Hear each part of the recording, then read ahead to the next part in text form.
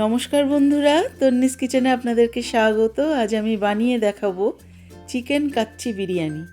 এই বিরিয়ানিটা কিন্তু অসাধারণ খেতে। আর এই বিরিয়ানি আপনারা যদি একবার বানিয়ে খান, আপনারা কিন্তু সাধারণ যেসব দম বিরিয়ানি বা কলকাতা স্টাইলের বিরিয়ানি খান, সেগুলো কিন্তু একেবারেই খাওয়া ভুলে যাবেন। বারবার মনে হবে একদম সহজ পদ্ধতিতে খুবই টেস্টি এই বিরিয়ানিটা বানাতে। এর জন্য আমি নিয়ে নেব ব্র্যান্ডেড চাল। এখানে আমি ব্র্যান্ডেড বাসমতি চাল নিয়েছি 1 কেজি পরিমাণ। আপনারা চাইলে যে কোনো ব্র্যান্ডেড বাসমতি চালটা নিতে পারেন। সবার প্রথমে আমি চালটাকে ভালো করে ধুয়ে নেব। চালটাকে কিন্তু আমরা ভালো করে 2 থেকে 3 বার পরিষ্কার করে ধুয়ে নেব এবং চালটাকে কিন্তু 1 ঘন্টা মতো ভিজিয়ে রেখে দিতে হবে। আর চালটা যদি আপনাদের হাতে সময় কম থাকে, সেক্ষেত্রে কিন্তু 30 মিনিট অবশ্যই ভিজিয়ে রাখতে হবে। এরপরে আমি চিকেনটাকে ম্যারিনেট করে নেব। আমি এখানে নিয়েছি 1.5 কেজি পরিমাণ চিকেনগুলো দেখুন আমি একটু বড় বড় পিস করে কেটে নিয়েছি। আপনারা চাইলে আরেকটু ছোটও করতে পারেন, তবে বেশি ছোট করলে কিন্তু মাংসগুলো বেশি গলে যাবে। প্রথমে দিয়ে দিলাম 1 চা চামচ করে নুন ও হলুদ।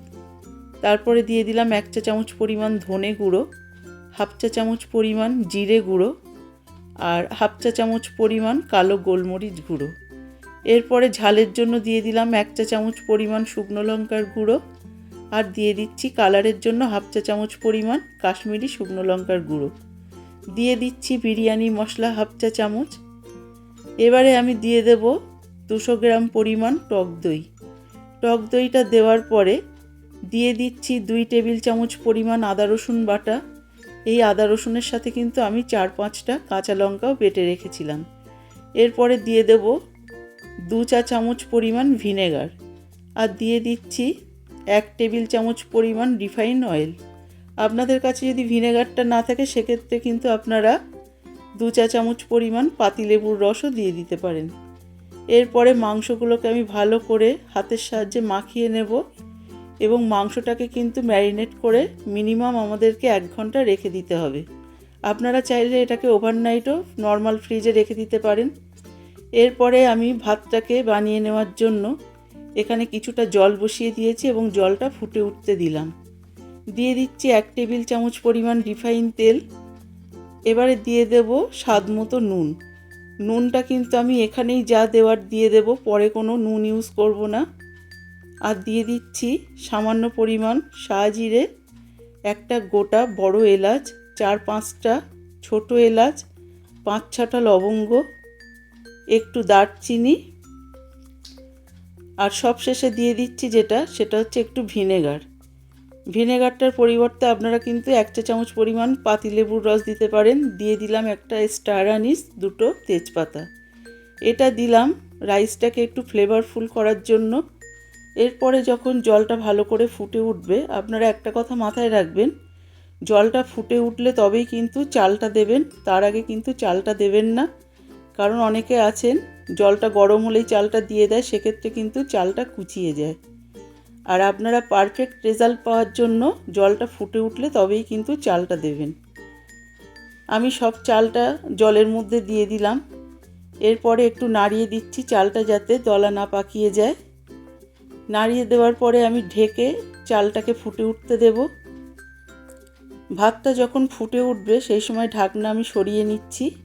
ঢাকনাটা সরিয়ে নেওয়ার পরে গ্যাসের ফ্লেমটা এই সময় আমি একদম লোতে রেখে দেব, কারণ এই সময়টা কিন্তু খুব জোরে ফুটলে ভাতের ফ্যানটা গাঢ় হয়ে যাবে আর ভাতগুলো কিন্তু ভালো ঝুরঝুরে হবে না। আর আমি যে এখানে রিফাইন তেলটা দিয়েছিলাম ভাতের মধ্যে, তার কারণে কিন্তু ভাতটা একদম ঝুড়ো ঝুড়ো হবে। আর যে আমি ভিনেগারটা দিয়েছিলাম তার কারণে কিন্তু দেখুন রাইসটা অনেকটা সাদা ধবধবে হয়েছে। তো বন্ধুরা, রাইসটাকে কিন্তু আমাদের 70% মতো কুক করে নিতে হবে। এর থেকে কিন্তু বেশি আপনারা বয়েল করতে যাবেন না, সেক্ষেত্রে কিন্তু চালটা কুচিয়ে যেতে পারে। চালটাকে চেক করার জন্য একটু চাপলে দেখবেন চালটা যখন কেটে যাচ্ছে, সেই সময় বুঝবেন যে ভাতটা আমাদের পারফেক্টলি হয়ে গেছে। এবার ভাতটাকে আমি একটা ছিদ্র ঝুড়িতে জল ঝরাতে দিলাম বা ফ্যান ঝরাতে দিলাম। এদিকে আমি একটা কড়াই বসিয়ে দিয়েছি। কড়াইতে দিয়ে দিলাম পরিমাণ মতো তেল। তেলটা কিন্তু এখানে একটু বেশিই দিতে হবে, কারণ আমরা পেঁয়াজটাকে এখানে বেরেস্তা বানিয়ে নেব। আমি এখানে 1.5 কেজি চিকেনের জন্য 600 গ্রাম পরিমাণ পেঁয়াজ নিয়ে নিয়েছি এবং পেঁয়াজটাকে চেষ্টা করবেন একটু সরু করে কুচিয়ে নেওয়ার জন্য। এই সময় কিন্তু গ্যাসের ফ্লেমটা একদম হাইতে রেখেই ভাজতে হবে, কারণ পেঁয়াজ তেলের মধ্যে দিলেই কিন্তু জল ছাড়তে শুরু করে। সেই কারণে পেঁয়াজটা যখন ভাজতে ভাজতে একটা সময় এরকম গোল্ডেন ব্রাউন হয়ে যাবে, সেই সময় কিন্তু গ্যাসের জোরটা একদম কমিয়ে দিতে হবে এবং বেরেস্তাগুলো তেল থেকে তেল ঝরিয়ে এরকমভাবে তুলে নিতে হবে। আমি পেঁয়াজ বেরেস্তাগুলোকে তুলে নিচ্ছি এবং তেলটাকে কিন্তু একটা বাটিতে ঢেলে নেব। এবারে আমি কড়াইতে দিয়ে দিচ্ছি 1 টেবিল চামচ পরিমাণ রিফাইন তেল। এই তেলে আমি আলুটা ভেজে নেব।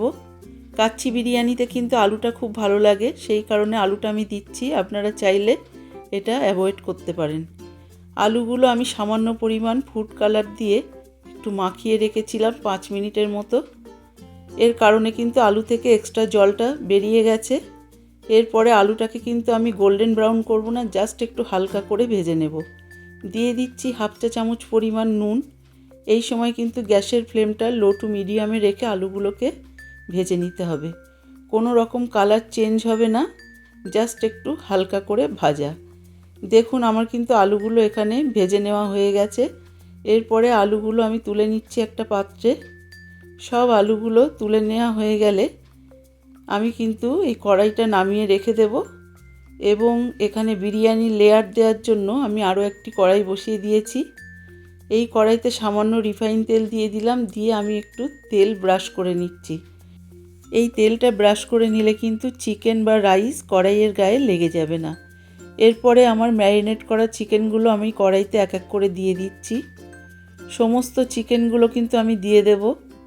এখানে কাচ্চি বিরিয়ানি কিন্তু চিকেনটা আগে থেকে রান্না করে নেওয়ার কোনো দরকার নেই। এরকমভাবে কিন্তু কাঁচা অবস্থাতেই ম্যারিনেট করা অবস্থায় কড়াইতে সাজিয়ে দিতে হয়, বা আপনারা হাঁড়িতেও এটা বানিয়ে নিতে পারেন। এরপরে দিয়ে দিচ্ছি পেঁয়াজ বেরেস্তা। এখানে আমি সব পেঁয়াজ বেরেস্তাটা দিয়ে দেব, আর দিয়ে দিচ্ছি আমি যে পেঁয়াজটা ভেজে রেখেছিলাম সেই তেলটা। এখানে পেঁয়াজ ভাজা তেলটা কিন্তু অবশ্যই দেওয়ার চেষ্টা করবেন, কারণ এতে কিন্তু বিরিয়ানির স্বাদটা অনেকটা বাড়িয়ে দেয়।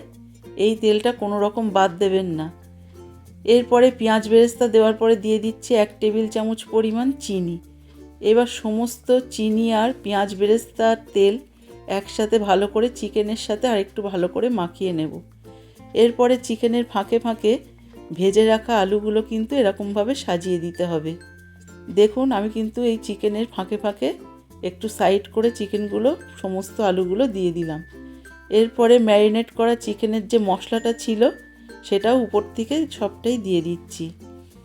দিয়ে দেওয়ার পরে এরপরে আমি দিয়ে দেব রাইসগুলো কিন্তু অলরেডি আমাদের ফ্যান ঝরানো হয়ে গেছে। এখানে আমি দিয়ে দিচ্ছি 2 টেবিল চামচ পরিমাণ গোলাপ জল। এরপরে দিয়ে দেব 4 থেকে 5টা ছিঁড়ে রাখা কাঁচা লঙ্কা। এটাও কিন্তু খুব ভালো একটা ফ্লেভার এনে দেয়। কাঁচা লঙ্কাগুলো দেখুন আমি এরকমভাবে একটু সাজিয়ে দিচ্ছি। আর দিয়ে দেব 5-6টা আলু বোখরা। এই আলু বোখরাটা কিন্তু কাচ্চি বিরিয়ানিতে অবশ্যই দেবেন। এটাও কিন্তু দিলে এটা একটা অন্যরকম স্বাদ লাগে, বিরিয়ানির মধ্যে দিলে খেতে খুব ভালো লাগে আলু বোখরাটা। এরপরে দিয়ে দিচ্ছি ধনে পাতা। এখানে আমি ফ্রেশ ধনে পাতা কুচি দিয়ে দিচ্ছি 1 কাপ পরিমাণ। এরপর আমি দিয়ে দিচ্ছি এখানে আমি মিঠা আতর 10 থেকে 12 ফোঁটা, আর 2 টেবিল চামচ পরিমাণ কেওড়া ওয়াটার আর সামান্য পরিমাণ ফুড কালার একসাথে আমি একটা মিশ্রণ করে রেখেছিলাম, সেটা একটু চিকেনের উপরে ছড়িয়ে দিলাম। তারপরে দিয়ে দিচ্ছি রাইসটা দেওয়ার পরে কিন্তু একটা চামচের সাহায্যে এরকমভাবে চারিদিকে ভালো করে পাতিয়ে দিতে হবে। এবং এটা পাতিয়ে দেওয়ার পরে আমি এর উপরে দিয়ে দেব সামান্য পরিমাণ বিরিয়ানি মশলা। এই বিরিয়ানি মশলাটা আমি এখানে 2 চা চামচ পরিমাণ ছড়িয়ে দেব। বিরিয়ানি মশলাটা দেওয়া হয়ে গেলে দিয়ে দেব সেই মিঠা আতর আর কেওড়া জলের মিশ্রণ। এটাও কিন্তু উপর থেকে এরকমভাবে ছড়িয়ে দেব।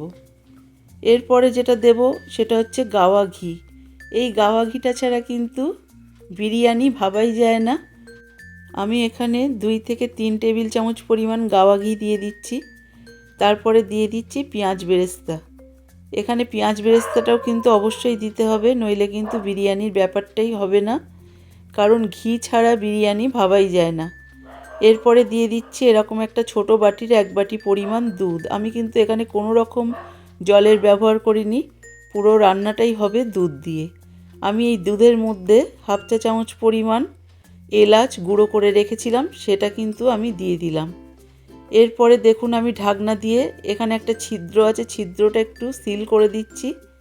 এরপরে আমি একটা তাওয়া বসিয়ে দিয়েছি হাই ফ্লেমে। তাওয়াটা গরম হলে তাওয়ার উপরে আমি কড়াইটা বসিয়ে দিচ্ছি। আমি এখানে বিরিয়ানিটা কিন্তু 1 ঘন্টার জন্য দমে দেব। এই কাচ্চি বিরিয়ানিটা কিন্তু মিনিমাম 1 ঘন্টা দমে দিতে হয়। এখানে আমি প্রথম 10 মিনিট হাই ফ্লেমে হতে দেব, তারপরের 50 মিনিট আমি একদম গ্যাসের ফ্লেমটা লোতে রেখে হতে দেব। দেখুন আমি এখানে 50 মিনিট পরে বিরিয়ানিটা একটু চেক করে নিচ্ছি। আমি এরকম একটা খুন্তির গোড়া দিয়ে মাঝখান থেকে এরকম আলতোভাবে এখানে ভিতরের দিকে ঢুকিয়ে দিচ্ছি এবং দেখে নিচ্ছি ভিতরে এক্সট্রা জল আছে কিনা। ভিতরটা কিন্তু সামান্য একটু জল ভাব আছে।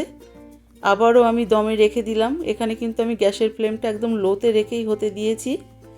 এরপরে আমি আবারও একই রকমভাবে একটু চেক করে নেব। মাঝখানের দিকে দেখুন একটু ফাঁক করে এরকমভাবে খুন্তির গোড়াটা দিয়ে দেখে নিতে হবে।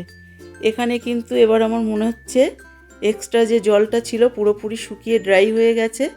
এই সময় কিন্তু আমি গ্যাসের ফ্লেমটা অফ করে দেব এবং এখানে আধ ঘন্টা কিন্তু আমাদেরকে রেস্টে রাখতে হবে। বিরিয়ানি বানানোর পরে মানে 1 ঘন্টা দম দেওয়ার পরে এখানে কিন্তু সঙ্গে সঙ্গে আমি বিরিয়ানিটা আপনাদেরকে কেটে দেখাবো না। গ্যাসের ফ্লেমটা অফ করার পর আমি 30 মিনিট কিন্তু দমে রেখে দেব। তারপরে আমি আপনাদেরকে একটু কেটে দেখাচ্ছি। দেখুন বিরিয়ানিটা কতটা লোভনীয় হয়েছে এবং কতটা ঝুরঝুরে হয়েছে। একটা রাইসের গায়ে কিন্তু একটা রাইস লেগে নেই। তো বন্ধুরা, আমার এই রেসিপিটা যদি ভালো লাগে অবশ্যই সাবস্ক্রাইব করবেন, লাইক দেবেন এবং প্রচুর প্রচুর শেয়ার করবেন। আমাকে কমেন্ট করে জানাতে ভুলবেন না যে রেসিপিটা আপনাদের কেমন লাগলো এবং পরবর্তী রেসিপিগুলো দেখার জন্য আপনাদের কাছে অনুরোধ রইল।